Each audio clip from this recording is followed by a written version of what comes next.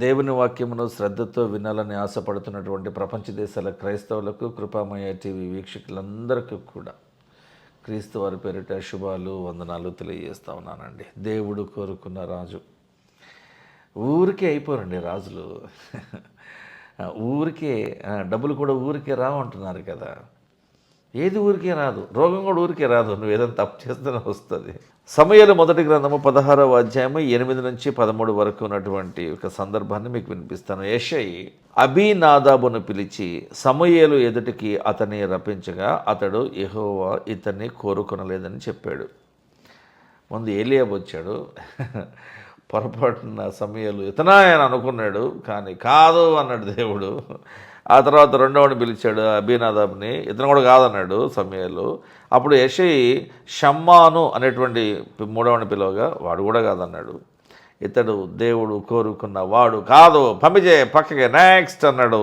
యెషయి తన 7 కుమారులను ఒకరి తర్వాత ఒకరిని సమూయేలు ఎదుటికి పిలవగా సమూయేలు యెహోవా వీరిని ఎవరిని కోరుకునలేదని చెప్పి, నీ కుమారులందరూ ఇక్కడే ఉన్నారా, ఇంకా ఎక్కడైనా ఉన్నారా, ఇంకెవరైనా మిగిలి ఉన్నారా అని యెషయిని అడగగా అతడు ఇంకను కడసారి వాడున్నాడు అంటే అయితే వాడు గొర్రెలను కాయచున్నాడని చెప్పినందుకు సమూయేలు నీవు అతన్ని పిలిపించు అని అన్నాడు.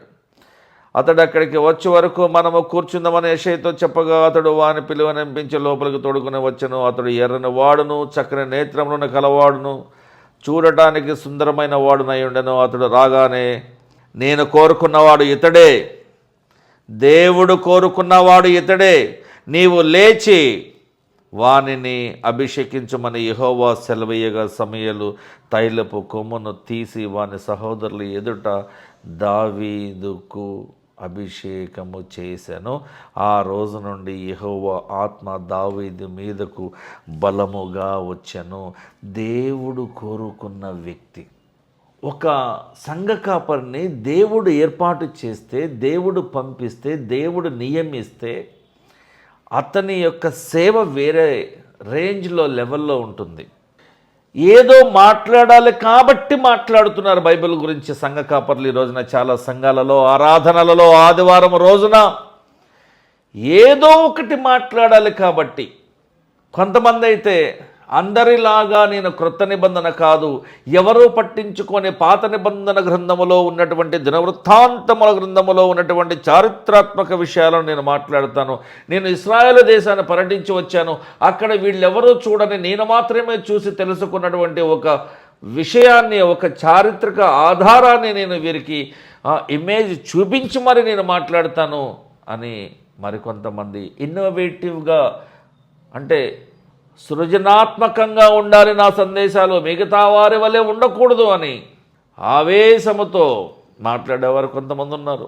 ఇంకా కొంతమంది ఉంటారు మైకాసురులు అనమాట. మైకాసురుడు అంటే మైక్ ఇస్తే వదలడాడు. అందుకని కొంతమందికి వచ్చి చెప్తుంటారు, అయ్యగారు మీకు ఇచ్చిన సమయం 15 గంటే, అయ్యగారు స్టార్ట్ చేసిన 5 నిమిషాల నుంచి లాస్ట్ 10 మినిట్స్, 10 నిమిషాల తర్వాత లాస్ట్ 5 మినిట్స్, లాస్ట్ 1 మినిట్ అయిపోయింది, టైం లేదు, ఇక వచ్చేసే అని కింద నుంచి చెప్తూ ఉంటారు. అసలు ఇతన్ని మాట్లాడనివ్వరు. దేవుడు నా ద్వారా మాట్లాడాలని ఆశపడుతున్నాడు అని ఈయన అనుకుంటాడు. అవన్నీ కావులే, కానీ నువ్వేది ప్రిపేర్ అయ్యావో, ఏది బట్టి కొట్టుకొచ్చావో, కంఠస్థం చేసిందో చూడకుండా చెప్పేసి వెళ్ళిపోపా అన్నట్టుగా వాళ్ళ ట్రీట్మెంట్ ఉంటుంది. అందుకని నన్ను ఎవరైనా పిలిచినప్పుడు నేను ముందుగానే చెప్తా, కనీసం 2 గంటలు మాట్లాడతా, తక్కువలో తక్కువ గంట. అంతేగాని మీకు 15 గంట ఇచ్చాం, చాలామంది ఉన్నారంటే అవసరం లేదు, వాళ్ళతో మాట్లాడించుకో. ఎవడైనా ఒకడే.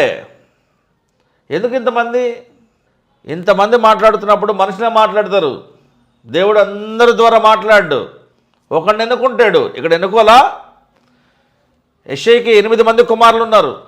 దావీదు కంటే అందంగా, దావీదు కంటే ఎత్తుగా, దావీదు కంటే బలంగా, దావీదు కంటే తెలివిగా ఉన్నవాళ్ళు చాలామంది ఉన్నారు. అయినా కూడా దేవుడు వాళ్ళందరినీ పక్కన పెట్టేశాడు.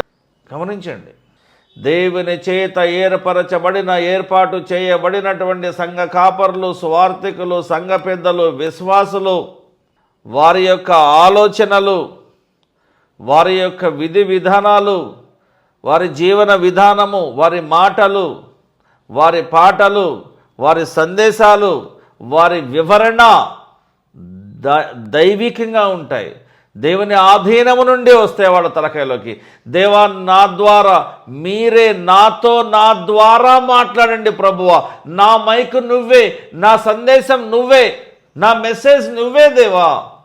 నేను కాదు మాట్లాడుతున్నది, నీవే నా ద్వారా మాట్లాడు ప్రభువా. నా కంఠము నీ ఆధీనంలో ఉండి మాట్లాడాలి.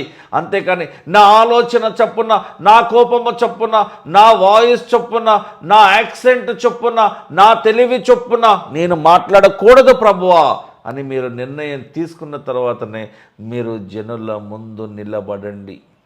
దైవజనులందరికీ నేను చేస్తున్నటువంటి విజ్ఞప్తి, దయచేసి ఇవి చాలా ముఖ్యమైన మాటలు అర్థం చేసుకోండి. చిన్న ప్రార్థన కొరకే తలలో ఉంచుదాం. పరలోకమందున్న మా తండ్రి, నీవు కోరుకున్నటువంటి వారు నీ సేవను సరిగా జరిగిస్తున్నారో లేదో మీరు చూస్తూనే ఉన్నారు ప్రభువా.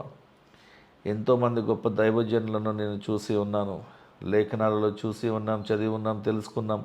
మా జీవిత కాలంలో మేము బ్రతికున్న కాలంలో కూడా చాలామందిని మేము చూస్తూ ఉన్నాం. గొప్ప గొప్ప సేవ చేసి పరిశుద్ధులుగా బ్రతికిన వారు చివరి దశలో పడిపోవటం చూడగా ఎంతో బాధ అనిపిస్తుంది ప్రభువా.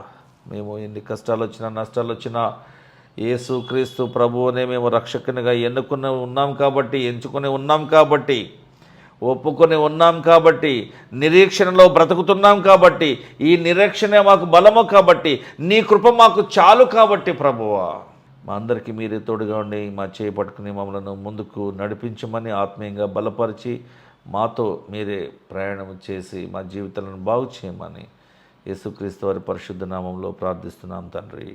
ఆమేన్. Thank you.